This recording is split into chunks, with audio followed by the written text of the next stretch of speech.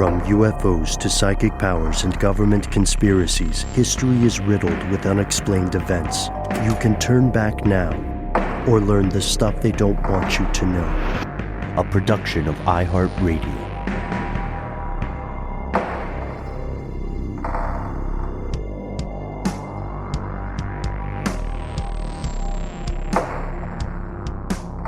Hello, welcome back to the show. My name is Matt.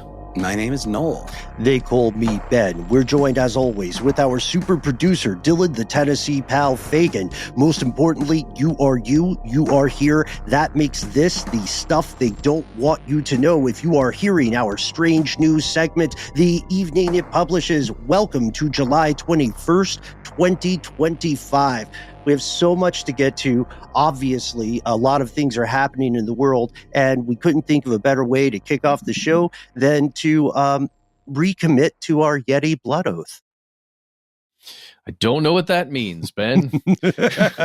Weirdly enough, it's not a code, Matt. It turns out that a Denver seminary has met some deep internal division due to a Yeti blood oath. This was reported in The Pillar just yesterday. We're recording on July 16th. This came to us July 15th. The clergy in the Archdiocese of Denver are intensely divided over a blood oath ceremony involving a vice rector and seminarians during a ski trip. It happened last year, but the news finally broke to the public. Here's what happened. There was a group of seminarians, divinity students basically studying at Denver's St. John Vianney Theological Seminary. And Friar John Nepil, N-E-P-I-L, took the gang on a trip. During this trip, they were woken in the middle of the night and, quote, invited to individually swear a blood oath in a ceremony involving a dagger and a man in a Yeti costume. I mean, I love the idea of a Yeti priest. That's cool. None of us are Catholics, so we're not experts on this, but that's not the usual thing, right? I don't think so. Whoa, wait. I just clicked on the link. Yeah, check out the costume. Yeah. The Yeti costume is pretty intense. Mm-hmm. Cosplay level stuff. Whoa. Yeah, this is okay. So video of this was sent to The Pillar by multiple sources in the Archdiocese, and the seminarians were, quote, told to scream as if in pain before returning with a bloodied cloth wrapped around their hand and their mouths taped shut to the room where other people are waiting to go swear the blood oath. This was a farce. It was a prank. They assured the public and the lay folk that no one is, in fact, a Yeti worshiper in this archdiocese. I think maybe I am now a Yeti worshiper. I'm it's converted. Kind of cool. Yeah. Time to convert. That's a fun theater thing, like the initiation, the secret initiation, where everybody's waiting in one room, then one person goes in at a time, and then you hear them scream, and they've got a bloodied cloth as they exit. And a taped taped up mouth. Yeah. I mean, that's just theater. That's just fun. That's just fun. The friar did apologize and, quote, acknowledged his imprudence, apologized to the archbishop and the seminarians involved. While we get it, come on, man, what's wrong with a little fun? No one was getting hurt. Did the friar apologize for being the fun friar? You know what I mean? My bad. Sorry, guys. I guess you don't want these googly eyes on the crucifix anymore. I put googly eyes on them so they're not so scary. I put googly eyes on my Roomba, but then it kind of went rogue and stopped doing what it was supposed to do, so I had to put it down. No. It was an old Yeller situation. It really was. Maybe the googly eyes brought it too close to AI. That's something we're going to be returning to in a couple of stories this week. We're also going to be talking about security leaks. We're going to be talking, weirdly enough, about waifu stuff, and of course, electric bills, and maybe a mention of Epstein. But before we do any of that, no one wants to hear about Epstein. Stop talking about Epstein. Who cares? You are a bad person. Let it go. We're done with that guy. He's been dead long times. Sorry. I'm sorry. We're going to pause. We'll get to it. We'll pause for a word from our sponsor, and then we're going to return with some fascinating stories, one of which we were actually talking about off air earlier. It happens.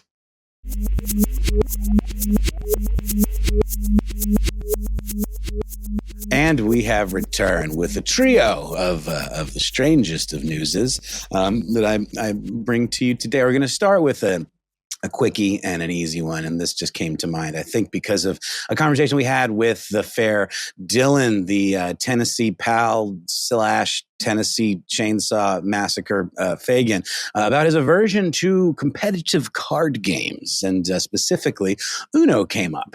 Uno, maybe not specifically for Dylan, but that is the one that comes to mind when I think we all think of like family games that can get a little heated. Perhaps. And if I'm not mistaken, we recently talked about how the Mattel company, who owns Uno, did come out with an official stance on the playing a plus something on top of another plus something. Oh, yes. Right. Yes. And everybody ignored them. Yeah, right. They said, nah, not cool. Before we go on, I have no problem with family rules either. House rules, right? Like, House rules. do what thou wilt. What you got, Matt? This past weekend, we played Uno.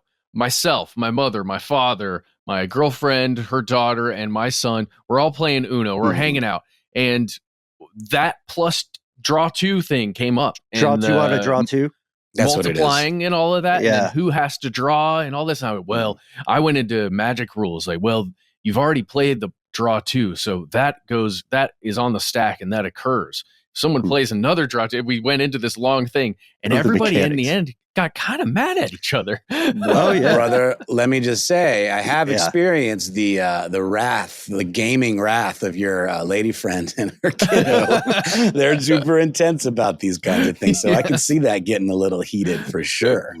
I've missed that part of the experience and look forward to it, but I got to tell you, even folks, as you know, listening in, even the most loving of parents and siblings and familial relations will turn on you with Uno, especially when it's time to draw those four cards and predict that color. It gets wild.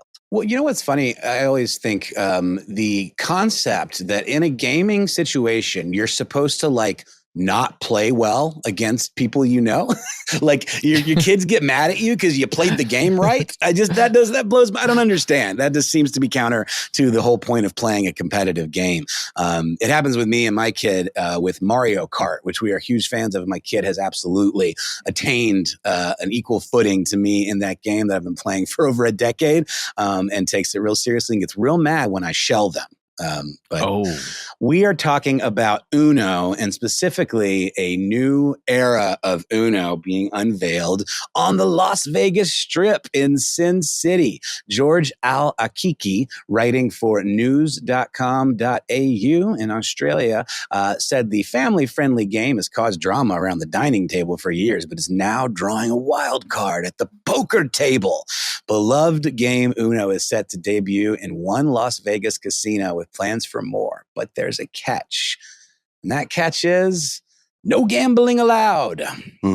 Yeah. Mattel has given the green light to a Uno social club that is located above the gaming floors at the Palms Casino in Las Vegas, off of the Strip, with plans to expand it to more gambling locations.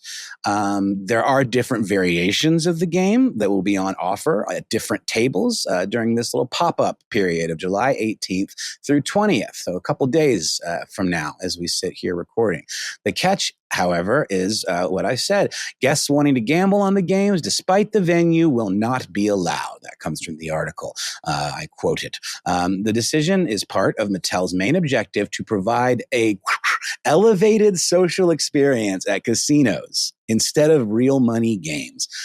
A spokesperson for the company, Ray Adler, who's the vice president and global head of games, said, "We created Uno social clubs to reimagine what game night can be, bringing people together for real-world fun, connection, and a bit of friendly competition. The Uno social club in Las Vegas is just the beginning, and we're excited to see how these new experiences inspire players to show up, play hard, and make unforgettable memories." But I don't know, guys. I could see this being pretty divisive Uno being such a family 100%. game, and this is a little bit of an odd publicity stunt, if you ask me. I think it's going to work, maybe not to the degree that Mattel hopes, but it's partially because Uno is a very easy game to learn. Right. And it is fun to play. But I also think there's going to be illegal gambling because it's Vegas. You can't stop people from walking by and seeing, Matt's family, or maybe if I'm playing with you guys, ever seeing one person at the table and going, I don't know, man. I got 500 on the kid. Remember how boring the World Series of Poker could be? Sometimes it's super, super exciting if you're watching Depends it. on the personalities too, right? Like, I mean, yeah. But most of the time, it's a little boring. Why are some people allowed to wear sunglasses in that poker? Seems like a cheat. Seems like a hiding of your tell. Like bad medicine. Yeah. But imagine if it's just a bunch of people in a serious game of Uno. Like they're taking it so serious and nobody's betting at the table. But behind them with the cameras watching, just what you said, Ben, there's a whole secondary market where everybody's betting. Well, y'all, I mean, the first time I ever did any kind of gambling, well before we all went to Las Vegas together, certainly was my first time. I think it might have been at least one of y'all's first time. The only experience of gambling I'd ever had was at like a cabin with friends situation on like a dice game, like Farkle or 1-4-24 or a little, friendly craps or whatever. Or maybe a little friendly poker game. It was that, but we put in some money. There was some money to be made. You have a lot of people and then the buy-in is low, but with all those people, you can walk away with a little bit of cash. So I have no doubt that people have been gambling on Uno for years in these types of settings. There's no reason not to. I mean, people who like to gamble, this is not casting aspersion. We know it can be a serious problem for some people. But yeah, people who genuinely like to gamble will gamble on anything, right? Like what's that? There was a billboard. I can't remember if we were talking about this on air. There was a billboard I saw a while back that said, be careful, something like 20% of people who begin gambling end up with a serious problem. And then I immediately thought, come on, man, if you're someone who gambles, you're going to take those odds. Bet on yes. I like to bet on myself, guys. I mean, speaking of betting on anything, a big predictor that's used a lot these days in things like politics or awards or whatever are the betting markets. Like there are these apps that you can literally bet on any combination of factors in various world events. Like Kalshi, I think, is the big one. So a lot of times when there's a big election coming up or an award or whatever, like the Oscars, you start to see the odds favor certain things leading up to it. That tends to be a pretty good predictor because, a lot of times people that bet in that way and at that scale are okay at it, to some degree until they're not, of course. There were some influencers that were invited to these kind of events. One named Iszuose, who has 134,000 Instagram followers. I guess he's an Uno influencer, said, good thing there was no betting because I would have lost a lot of money. The thought of the wildly popular game enjoyed by children and adults alike arriving at casinos is scary for some, though, says the article. Despite a strict ban on betting on the games, there are fears it's now just one step away. And to be clear, it would be in violation of the Nevada Gaming Commission's regulations. It is not, they have to approve the games that are bet on, be based on various factors and odds and things like that. Exactly. So yeah, let's move on to another strange news story. This one has a little bit in common spiritually with, I think, a story that you're bringing to us a bit later, Ben. Bizarre Chinese national park ad for wild man job draws thousands of applicants in Shinojia National Park. Forgive me, I'm not a Chinese or Mandarin speaker. A bizarre job listing has come up in the central China region for wild men looking to be hired to roam that national park and interact with visitors and essentially be half naked, making grunting sounds and essentially honoring the legacy of a lot of the kind of Yeti and wild man type myths that are very popular and prominent in that part of the world. Ben, there was one we talked about very recently in our cryptids kind of continuing series that seems to check some boxes for this theme. Yeah, the Yeren. We did an episode recently on this. Think of it like the Bigfoot or the Yeti of interior China. And it's a fascinating conversation because unlike the United States and a lot of other Western countries, in China, investigations into this creature were taken very seriously, and it became a big part of the culture. The best way to put it, I was talking with our Daily Zeitgeist pals about this, is imagine if we went to the White House and said, "Hey, can we have hundreds of millions of dollars to hunt Bigfoot?" And the White House said, "Yeah, go. Yeah, Go how with much do you God. need?" Yeah, That's what right. happened in China. Yeah, it does seem to be the case. The article is referencing this program. Don't specifically mention the Yeren. They just talk a bit more about just the legendary wild man, China's equivalent of the Bigfoot seen or spotted historically in remote mountain regions and some of these forested areas. So let's go a little bit more into the specifics of this job from the Independent over in the UK. The job listing offers 500 yuan, $69.60 a day, to act as non-player characters, essentially live-action performers to roam in the park, mimicking the famous legend of wild men of the region. The organizers are using the fan groups on short video platforms like Douyin and Xiaohongshu to find people interested in applying for the job, according to China Daily, and they have thus far received over 10,000 applicants, but only 16 folks are going to make the cut. So, yeah. This is in Hubei province, by the way, the Shangjia Forestry District, known for mountainous terrain, lush greenery, and a lot of mystic folklore surrounding these types of creatures.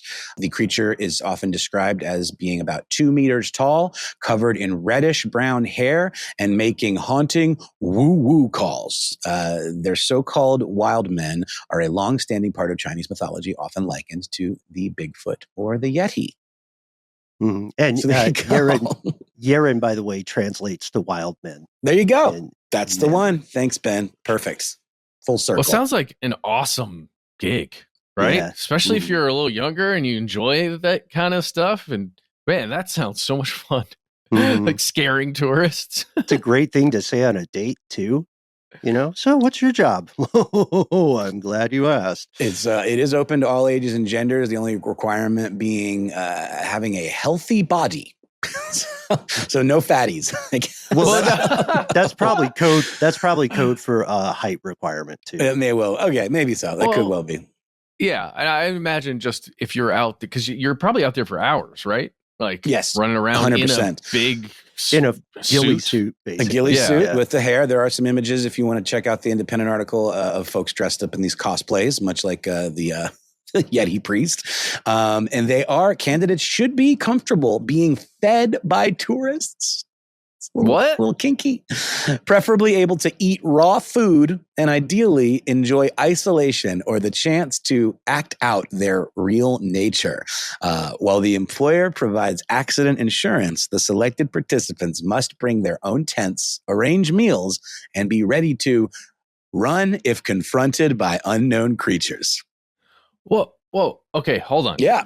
Well, the images I'm seeing here, correct me if I'm wrong here, guys, but I'm seeing more Neanderthal, what might be described as caveman stuff rather than wild man, fully hirsute wild man. Some of them are hirsute. Some of them are half naked. Some of them look more like indigenous types, perhaps. But there's a mix of interpretations, I guess. The one that I'm seeing here on let's see, I think it's a Twitter feed, is a video showing some folks actually acting it out. Some of them have these like big sticks. Some of them have their faces painted. So there are various kind of ways of doing this. You got to diversify. You know what I mean? Because you want people to go more often, right? You want people to return. So maybe you can make it, there's something very clever in here. Maybe you can make it a Pokemon-esque or collectible kind of game. That's fun. Such that you take the kids, right? Take the kids and you see the fig leaf one day, you see the Yao Guai another day, an ogre, and then a Yeren. What if you could teach a Yeren to play Uno with you out in the woods? That's a good mashup. They'd need to have bigger cards. Well, okay, we got one quick one that I wanted to add at the very end here. This one coming from Vice. Human skin teddy bear caused a panic at a California gas station. If you happen to be cruising through Victorville, California this past Sunday, shout out to On Cinema fans, by the way. Victorville is a big thing in that YouTube series with Tim Heidegger and the guy that does Neil Hamburger, whose name is escaping me. This past Sunday, you may have noticed a whole lot of cops gathered around a teddy bear that looked like it crawled out of a horror movie. But don't worry, it wasn't actually as horrifying a find as it first seemed. It was just some oddly placed and admittedly gruesome art. Authorities responded to a call about a teddy bear that appeared to be made of human skin. Was found near a gas station on appropriately Bear Valley Road. A deputy coroner was brought in, presumably with the same level of urgency one might bring an archaeologist to a newly discovered cursed sarcophagus, and confirmed that the object's skin was thankfully not of human origin at all. A forensic pathologist double-checked, and yep, it still was not a teddy bear made of human skin. Oh boy, is it hideous looking. Yikes. Yeah, I'll check it out if you have that link on in front of you for the Vice piece. It is like something that it's like Jeffrey Dahmer's teddy bear. Or who's the one that made things out of human skin? Was that Dahmer? That was Ed Gein. Ed Gein, yeah. It looks like something he would have slept with, cuddled up with at night times. It was the work of a South Carolina-based artist named Robert Kelly, who owns a company called Dark Seed Creations, an Etsy shop wherein Kelly designs and manufactures realistic-looking horror-themed props. Looking for a fetal skeleton in a Baroque picture frame? They've got you covered. The bear made of human skin is one of Kelly's creations, and it is, again, pretty damn convincing and quite grisly. $165 will get you one of these. Not bad. It's a nice piece. Don't think I'd want it displayed in my house. It's really, really gross. He does make Gein-style human skin lampshades, including human faces. Of course he does. Yeah. So give the artist some love. That's South Carolina-based artist Robert Kelly. Y'all, I'm gonna wrap it up for my segment today. Let's take a quick break. We'll hear a word from our sponsor, and we'll be back with more strange news for you.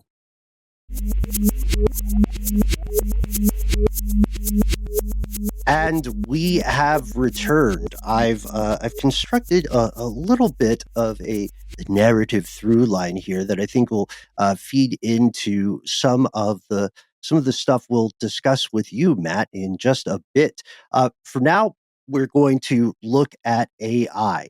Mecha Hitler, aka Grok, over on X, is now launching something new, and it's something that speaks to our earlier conversations with many of our fellow listeners regarding people having intense emotional relationships with LLMs.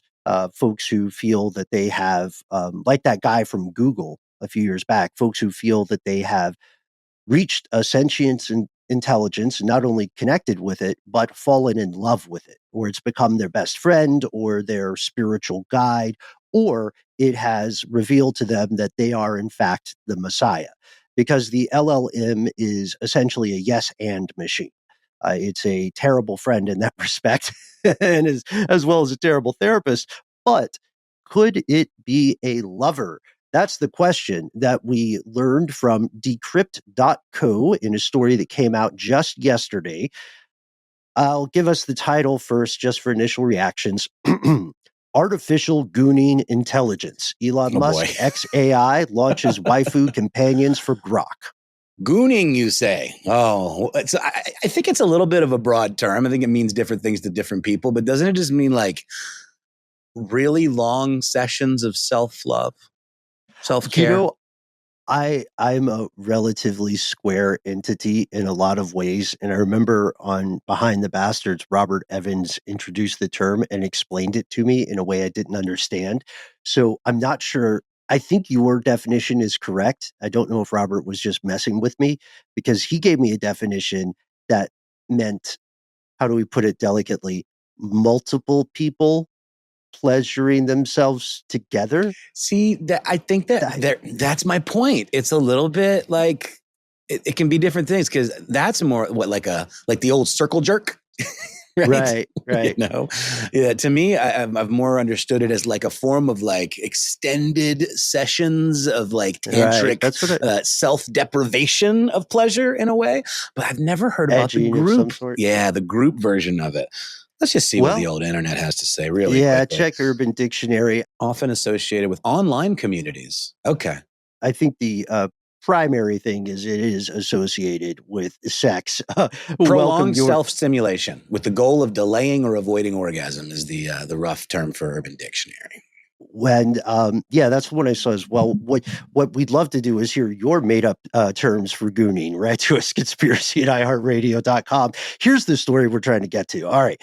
Grok has added, on the heels of its anti-Semitic meltdown, Grok has added a series of interactive AI companions for Grok subscribers. You pay $30 a month and you play something that's kind of like the Japanese relationship video games where you have to take certain actions to reach a level of favorability with this companion. You can also see this in video games like Baldur's Gate 3 or something, right? You have to make your do things that your companion likes and level up your relationship, and it often opens up your perks or buffs, right? Mm-hmm.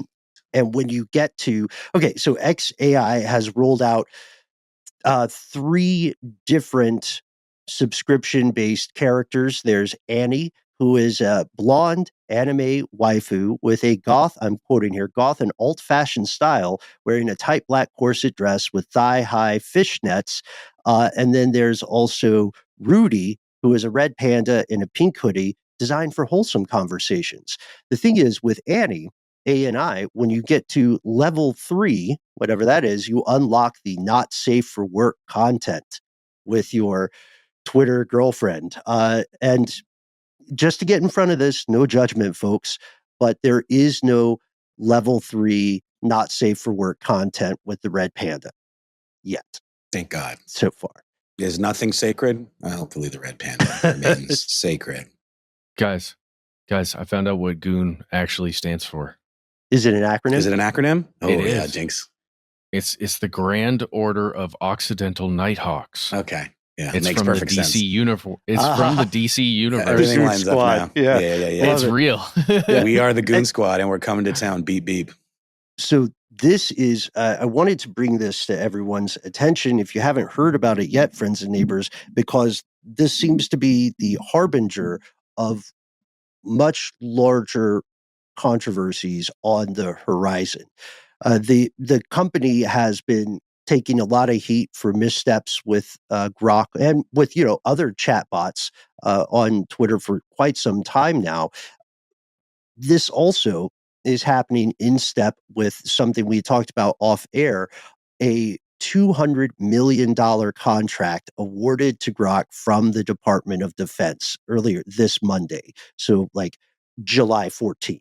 It happened so quickly. And I think we can all say, without sounding like Luddites, that this can be concerning, because imagine you're an adolescent, right? And you're growing romantic interest and inclinations in whatever your bag is, and you meet some LLM or some chatbot-esque thing that purports to provide you that sort of interaction you're looking for. Will the standards be realistic? Will this damage your prospects of interacting with human romantic partners? Right. If that's your baseline, you know what I mean? Absolutely. I mean, it's not much different from like porn addiction, I would say, in that it can cultivate a very unrealistic view of intimacy, because it's so self-serving. Everything is designed to feed your exact ego and your exact needs, quote unquote, and there's very little compromise, which isn't really how human relationships work. Right. It's concerning too, especially in the ways that social media has arguably made folks more self-centric, right? And more.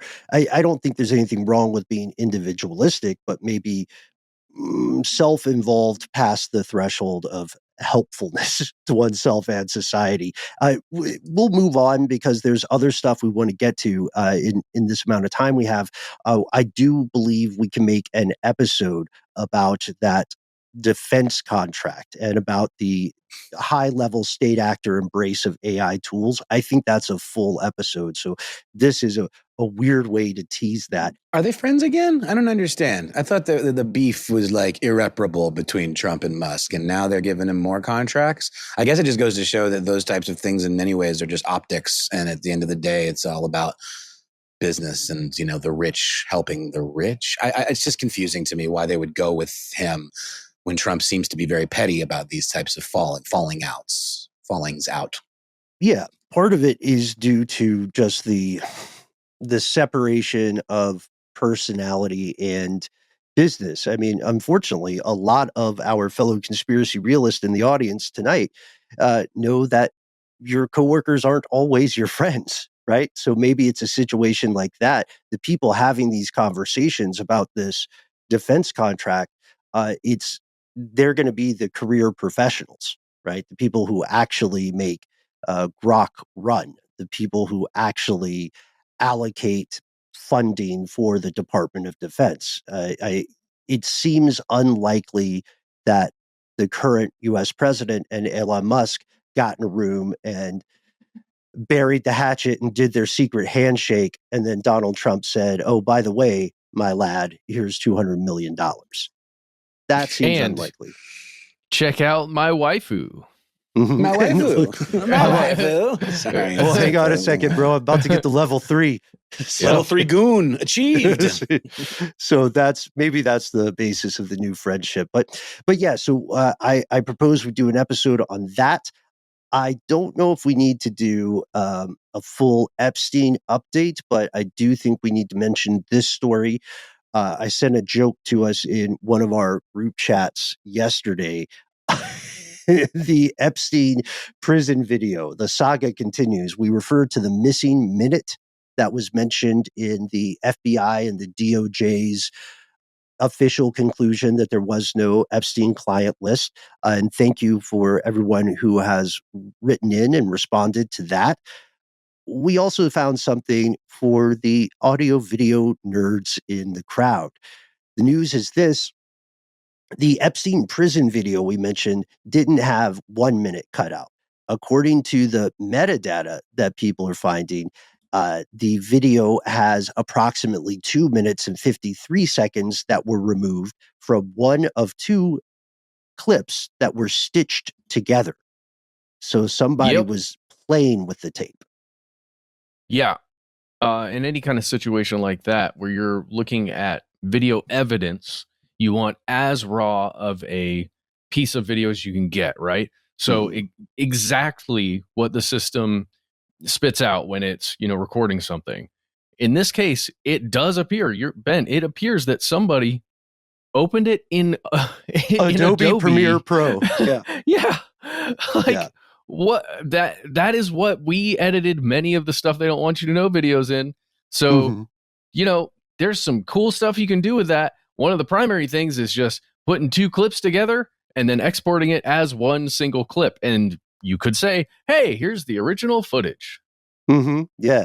And you, Matt, deserve praise for doing such a fantastic and patient job editing out our hapless host discursions, curse words, and bloopers such that it did look like one single piece. I'm remembering just the countless times that I would have to restate something or bungle a word. And you made it seamless. You can do cool stuff in those DAWs is what they're called. But it just makes me nervous that it even entered some kind of editing program at all before it was delivered. Right. Yeah, it's not a good look. Wired has a great report on this. The Independent Journal Review has a good report. The Independent Journal Review, you can read for free. There's no paywall. That published today as we record. And what they break down here is the footage, as we said, was pieced together with Adobe Premiere Pro. One clip was reduced from 4 hours, 19 minutes. So that's the raw, right? That was reduced by 2 minutes and 53 seconds. The cut happens at 11:58 p.m. So just at a minute before midnight, That's where that 1 minute gap occurs around there. So just before that, there's the cut. The second clip restarts at midnight, at 12 a.m. Mm-hmm. And is he then hanging? Is he swinging at that point? Like, I'm sorry, I don't mean to be crass, but that's what I picture in the fictional version of this type of meddling. Like, at what point is it a crucial moment? We talked about that, and I don't think we were 100% sure. I'm wondering if there's any new intel coming out about what portion was removed or damaged or, sus.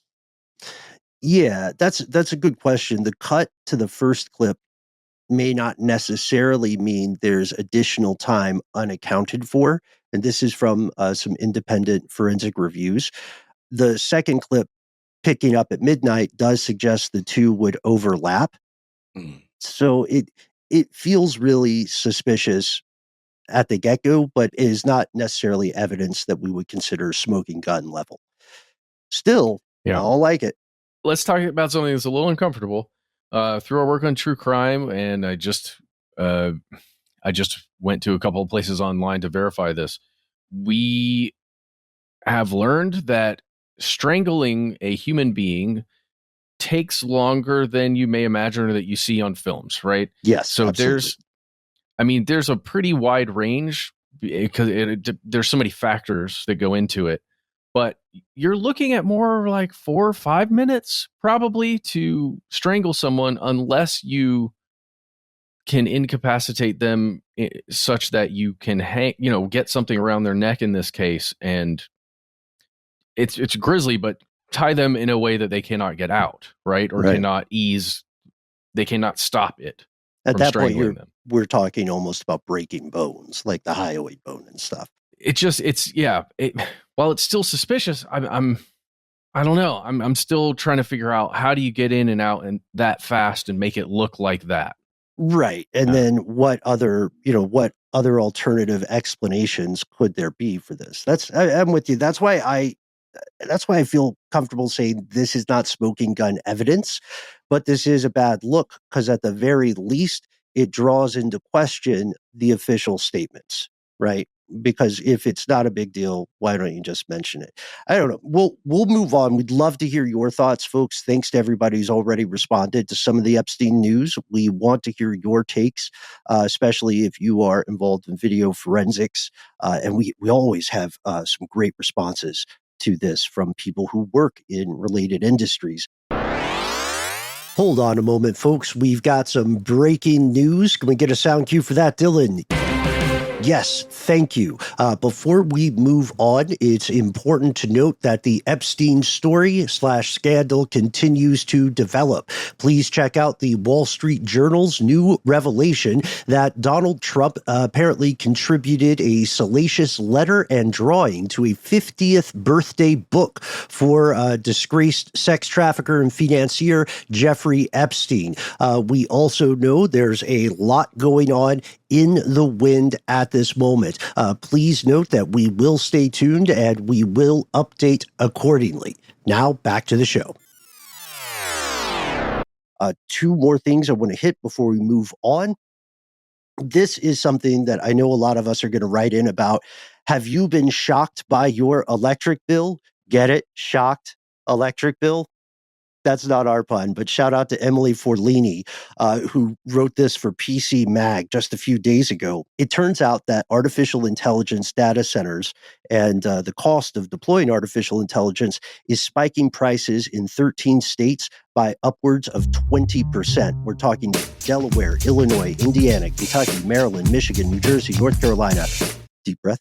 Ohio, Pennsylvania, Tennessee, Virginia, West Virginia, and the District of Columbia dropped the beat. This is a crazy story because in Pennsylvania, businesses are seeing a 29% increase in their electric bill.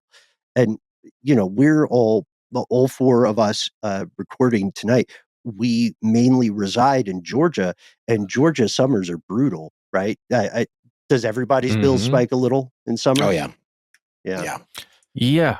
I was just having a conversation with my dad about this. Like, he was looking at his electric bill when I was over there last time, and he just went, wow, that's more than I thought it would be. Like, interesting. Interesting. That's the way dads talk too. I remember talking to my old man and saying, yeah, it turns out I don't also run the electric company.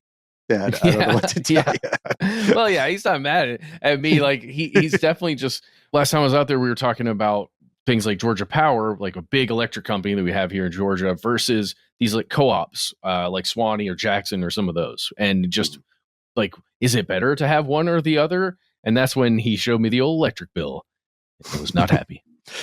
It's nuts, especially considering that here in Georgia, there's a bit of legislation in the wind that would make the price of energy or electricity cheaper for data centers, with the discrepancy being carried on to your organic non-business consumers.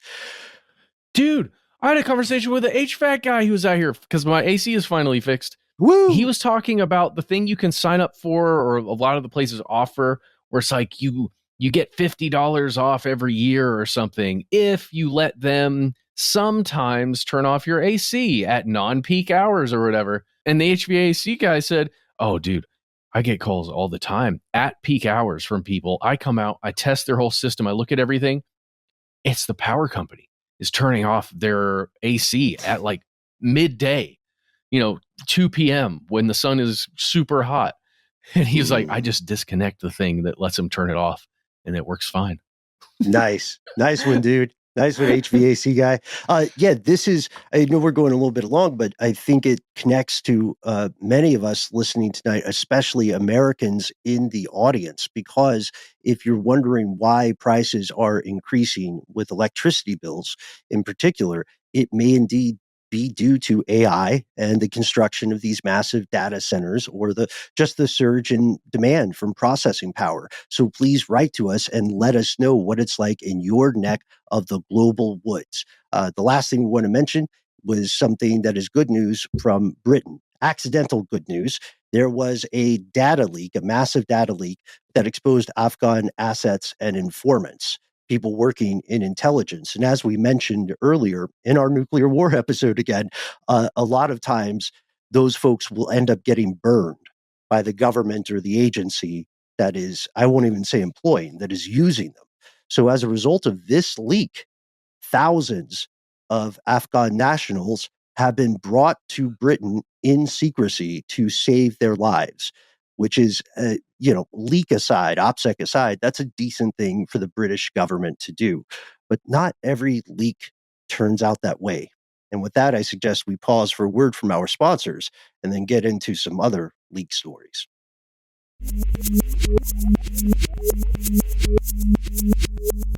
And we've returned. Guys, the definition of the word strive, S-T-R-I-V-E, according to Merriam-Webster, is to devote serious effort or energy, also to struggle in opposition. Strive. Sometimes it's combined, like if you look at Oxford English and a couple other places, it is to devote serious energy, especially in heavy opposition. Strive, if you say it in Swedish, is Strava. Strava. Now, there is an app, a very popular app with that name, Strava. It's a fitness app, kind of like, your Fitbit things and all the super popular ones here in the States. This one is global. It's started by a couple of guys who just had a cool idea after they were hanging out in Harvard, at Harvard, I guess, in Harvard, around Harvard. Just hanging out doing Harvard stuff, just doing smart stuff. Yeah. Messing with the turkeys, the free roam. Exactly. It was started in 2009. I believe those guys were rowers, It reminds me of the Skulls movie. I think that was Yale. But Skull and Bones, maybe, what it was called. Anyway, weird stuff. These guys figured, hey, let's make an app that you can really track what you're doing, how much you're doing it, where you're doing it, and let's make this thing social, baby. So you could share stuff like how hard you're striving to get those fitness goals, right? And you can show off. You can even show off exactly where you ran and how long you ran and all that good stuff. You know what? Let's let people have maps of where they run. That's a great idea. That sounds cool, dude. Yo, that sounds really great. Let's do that. Okay. You're wicked smart. You're wicked smart, Marky. But actually it is. Like on the surface, it's great. If you go to the Strava website, strava.com, strava.com, you can learn all about the cool stuff they do. And it is cool. If I was on a serious fitness routine thing going right now, this would be at least up in the top 1 or 2 competitive apps that I'd be interested in. The only thing is, I probably wouldn't be that excited because of the social aspects. It is good to know if you're like me and you don't want social aspects to be shared, you can just turn those things off in the app. And that's not a problem. Cool. Sure. App still works great. It's awesome. But if you don't turn off the social aspects, then you are going to share with people, if you decide to, all of your location information, a ton of information, especially and specifically where you are running when you're deciding to share that kind of thing. Even worse than that one website, Foursquare. Remember Foursquare, which was just essentially the mayor of whatever. Like you would post the McDonald's. location and the time that you were at in real time, and it was gamified such that if you went to the Dave and Buster's all the time, you could eventually become the mayor of Dave and Buster's, not a king because the U.S. is still a democracy. But the the thing that got me about it, I think we all initially had this reaction, was looking at this from admittedly a paranoid baseline. I remember distinctly, I think it was you and me, Matt, looking at it and going, so this just tells people when to rob you? That's the game? It's like, is that the game of this thing? So, but this sounds even more a more sophisticated, accelerated version of what Foursquare is. And I think one of the first questions would be, are the social settings on by default? I don't know. I assume they are somewhat, or like as you're setting up the app, like with many others, you give it access to certain things, right? Like your location data and then your privacy settings. You can go in and change those after it's all set up. But I haven't actually used it, so I don't know that. All I know is that some folks who are using this thing are accidentally giving away their locations. And unfortunately, their locations are really important, because they are protecting high-value human beings, like the Swedish royal family. So here we go. This is from NBC News, July 10th. Swedish bodyguards' fitness app data reveals private locations of royal family. I'm going to read just a couple of quotes from this, and then we can talk about it. The National Security Service there in Sweden said it's investigating reports that data shared by bodyguards on a fitness app, Strava, had exposed the private locations of some of the country's most powerful figures. It comes after the Swedish newspaper Dagens, Dagens, Nyheter, I don't know how you say it, Nyheter. They reported earlier that 7 members of the security service were sharing details on their running and cycling routes on this fitness app, inadvertently revealing the locations of the king and queen's personal vacations. So, like, where the king and queen are hanging out when they're in the Seychelles, or where they're in northern Sweden in a place called Storlien, or out at the French Riviera on a private luxury villa, which is fine. Like, hey, that's where the king and queen are. But again, Ben, as you said, if somebody has ill intent towards one of these VIPs, then you just have to load up your Strava app and check out specific people if you know where to look and who to look for. But it gets even worse, guys.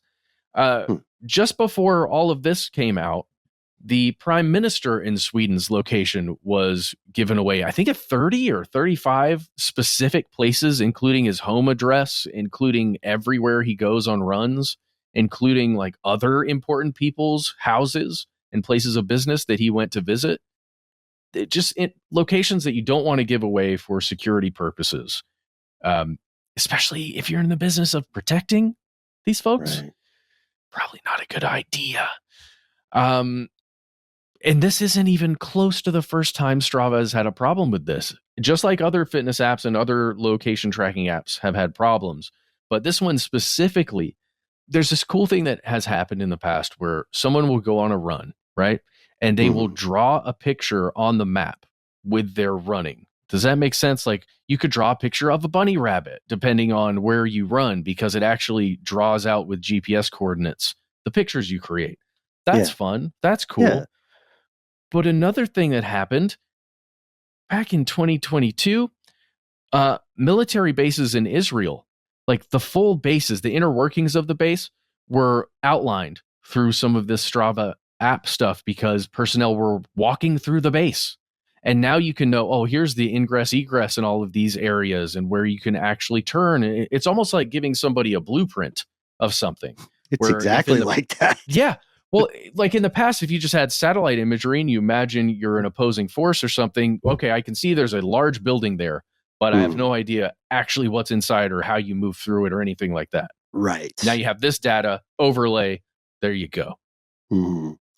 And this is something that you can't really walk back, right? Like for instance, the bodyguards here, assuming they still have employment with the royal family, they can turn off this stuff so it won't happen in the future, but they can't. I guess they could try to remove it from the system with help from the company, remove that information, that data, but it's not going to remove it from the minds or the servers of anybody who already accessed it in the past. I don't know, man.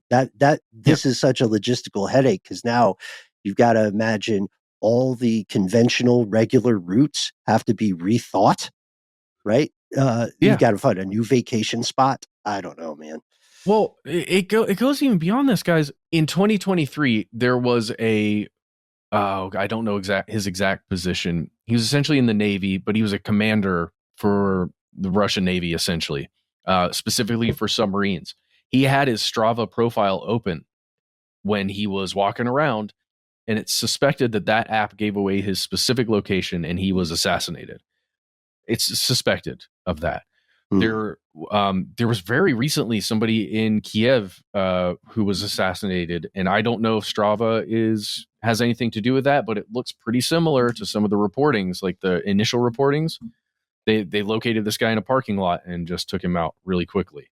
It goes back to during the last election, everybody, Kamala Harris, President Trump, everybody was being tracked with Strava because of the Secret Service that was around them. It's like, this is crazy. It's nuts too, because this can happen in so many ways. I agree with you, Matt, that this would be a timely episode. I think it's easy for a lot of folks, not even royal family, right, or royal family adjacent. It's so easy for a lot of folks to forget how public various applications will make your location. Forgive the accidental rhyme there, but I think about that when we look at the big social media things, right? That always give you the opportunity to post your location. Hey, everybody in the neighborhood who might want to steal this car, don't worry, I'm in Botswana. Here's a fun picture of me and some animals. There you go. It's tough. You got to be careful with these kind of things. But it feels like these are just going to continue in the future, right? Something like this is going to inevitably happen, similar to when we were talking about those poor folks who just missed their families, on various submarines, or writing a letter to their loved one because they're in a very difficult long distance relationship, and then boom, someone said, some enemy force is like, oh, they are by Hormuz. Shouldn't have mentioned for that. Real.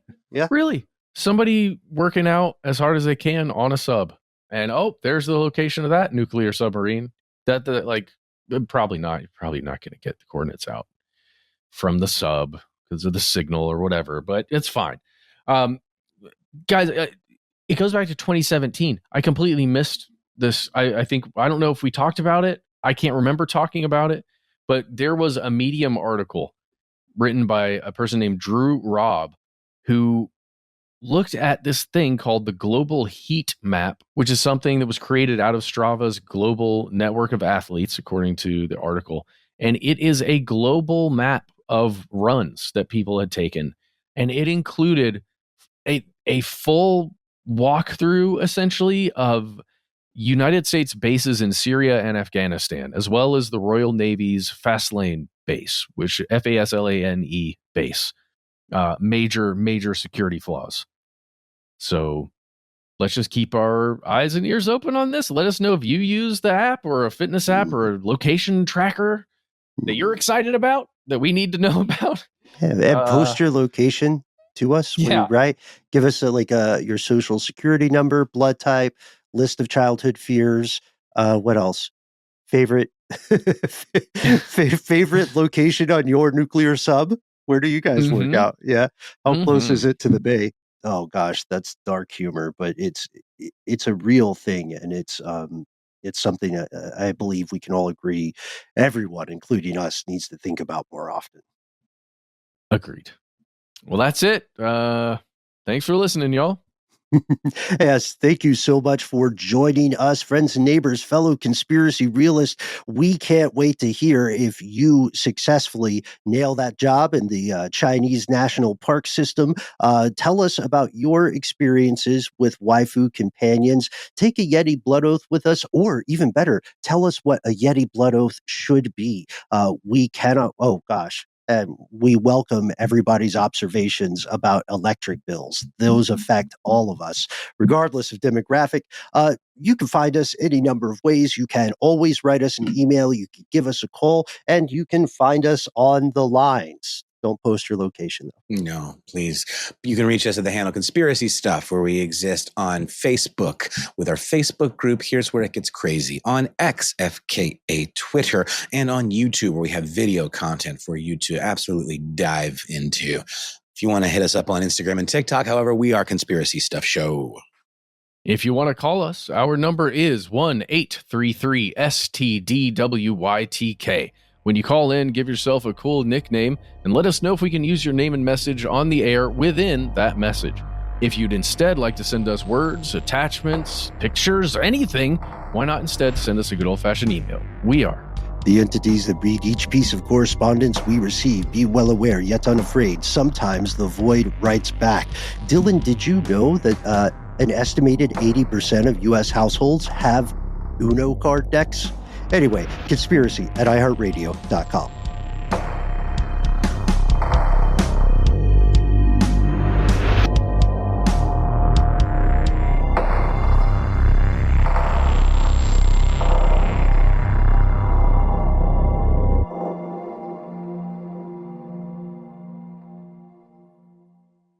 Stuff They Don't Want You to Know is a production of iHeartRadio. For more podcasts from iHeartRadio, visit the iHeartRadio app, Apple Podcasts, or wherever you listen to your favorite shows.